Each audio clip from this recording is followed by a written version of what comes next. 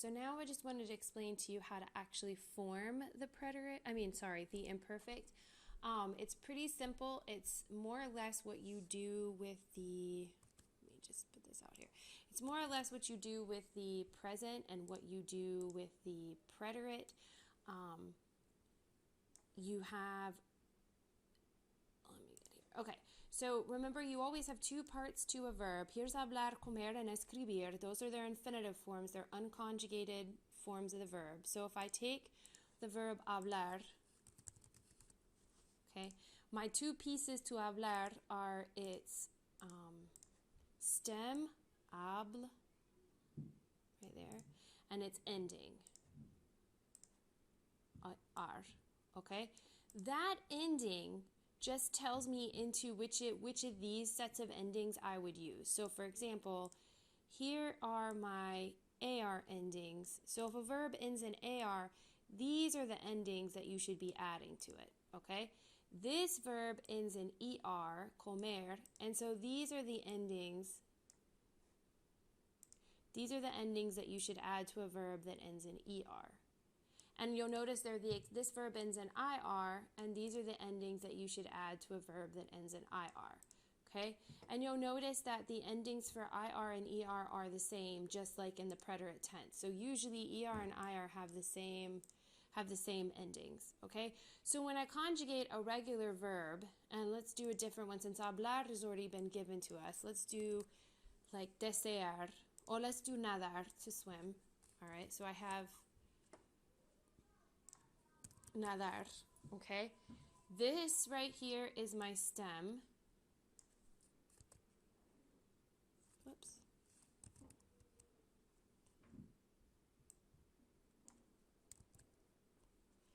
And this right here is my ending.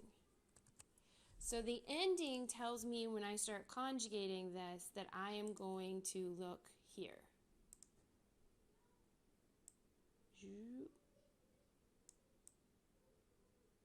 Okay, wait a minute, let me draw that a little better. So this ending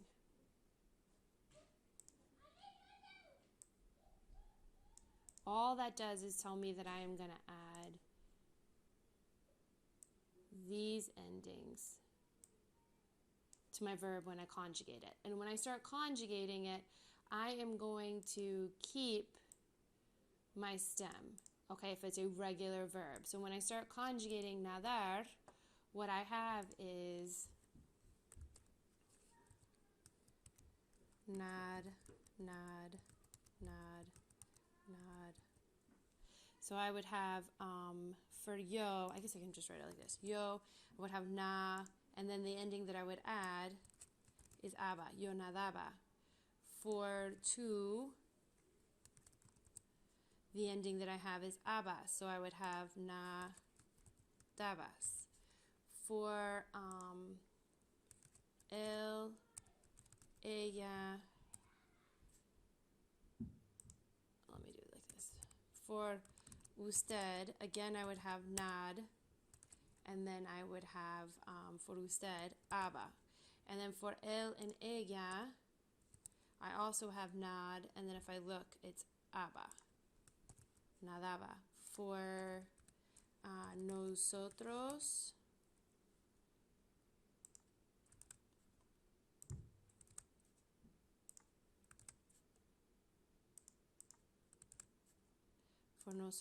I would also have nad, and then I would have the same endings that I had for hablar, which are abas, habamos. Whoops. And then for vosotros, I would have nad, and then I would have habáis, just like what I have here. And for ustedes, I would have, nad, and then the ending would be aban. And then for ellos, ellas, I would have nad, and then I would add the same ending that I have here, aban. So hopefully you could see how I did that. And then if I have an ER verb like comer, so maybe I have beber, I would do the same thing, only this time I would add, so here's beber, this is my stem, beb, and this is my ending, okay?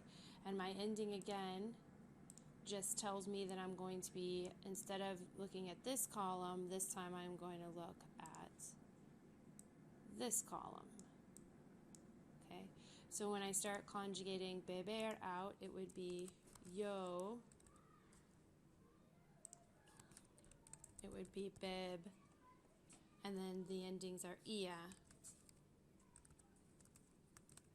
bebia, and then it would be tu, bebías, and then it would be usted, and then I look over here for the usted, it would be bebía, then it would be for él, ella, bebía again, then for nosotros, it would be bebíamos, oops. And then for, cut me off, for vosotros, it would be beb, and then if you look at your vosotros, it's iais, so it would be iais. And then for ustedes, it would be beb, and then it would be ian. Ian, and that would be the same for Elios and Elias as well. If I move it up a little bit, well, I can just do Elios right here. Elios,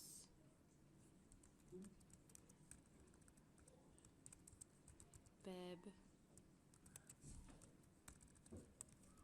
bebian. Okay, so that's how you form the imperfect tense. Okay, and I wanted to go ahead and show you there are 3 irregulars that you have to learn. We just got through doing the preterite, and there were tons of irregulars that we had to learn with the preterite, but in the imperfect, we're lucky. There are only 3. Ir is, and remember when a verb is irregular,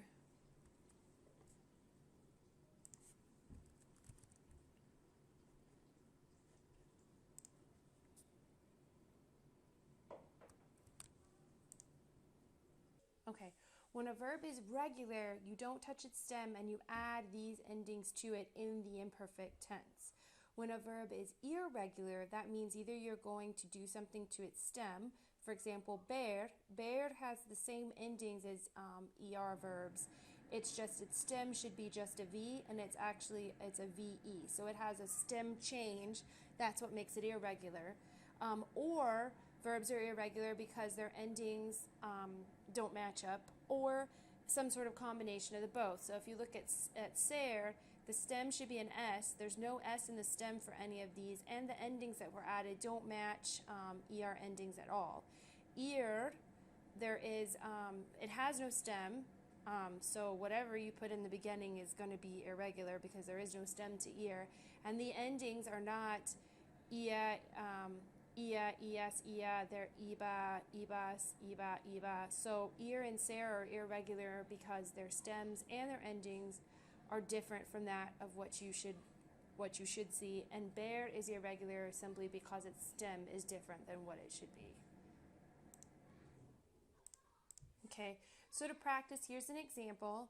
Everything in this one should be the imperfect. De niño, often when you see expressions like de niño or cuando era niño, when I was a child, as a child, you're going to use the imperfect because you're talking about something you did repeatedly, which you did during your entire childhood. So yo blank al fútbol con mis amigos en el parque los sábados. And those los sábados implies repetition too. So when I was a child, I used to play soccer with my friends in the park on Saturdays. So I would put jugar.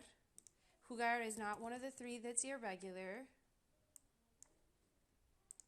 Okay.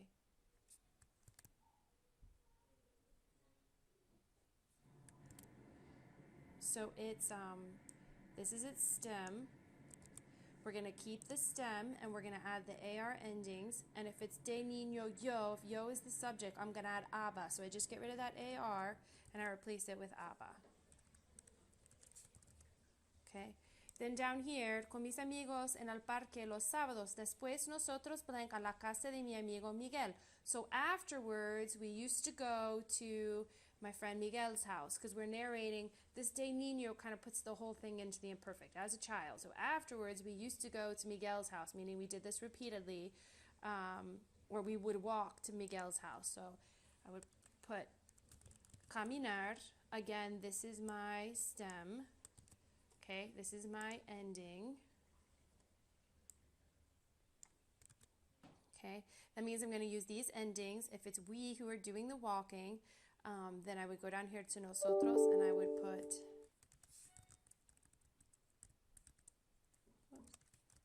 ábamos. So, nosotros caminábamos a la casa de mi amigo Miguel. Su madre siempre nos blank galletas de chocolate. So his mother used to always make us chocolate chip cookies or probably chocolate chip cookies. So the mother is the one who's doing the making. So the verb that I would have is hacer. The stem is as. It's an ER. Okay, so the endings for ER are ES, and it's not one of my three irregulars, so I just add the EA. It's the mother who's doing the making, not us. She's making them for us. So I would add EA. Ella blank muy simpática. She was very nice.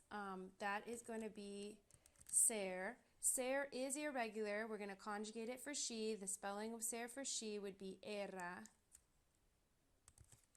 And that's how you form the imperfect tense.